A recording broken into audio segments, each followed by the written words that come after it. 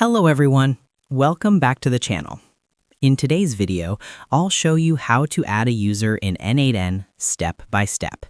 This is useful if you want multiple team members to access and manage workflows in the same workspace. Let's get started.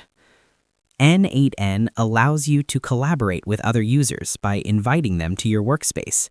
Depending on your setup, you can give them different roles and permissions.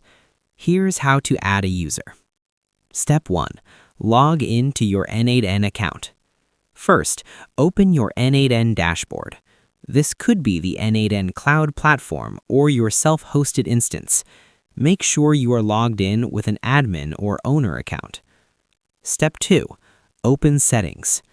On the main dashboard, click on your profile icon or the Settings option. Look for the section called Users or User Management. Click on it to open the User Management page. Step 3.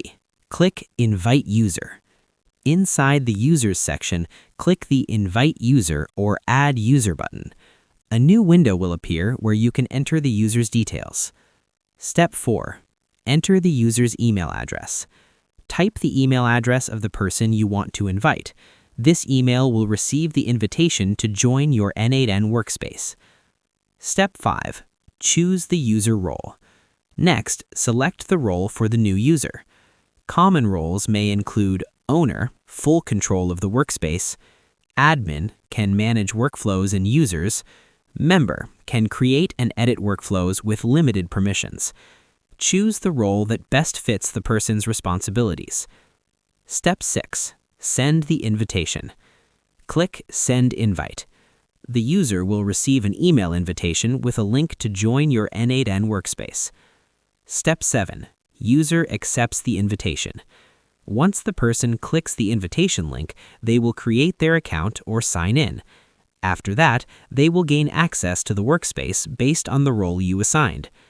Important tip: only invite trusted users since they may have access to workflows, credentials, and automation processes inside your workspace.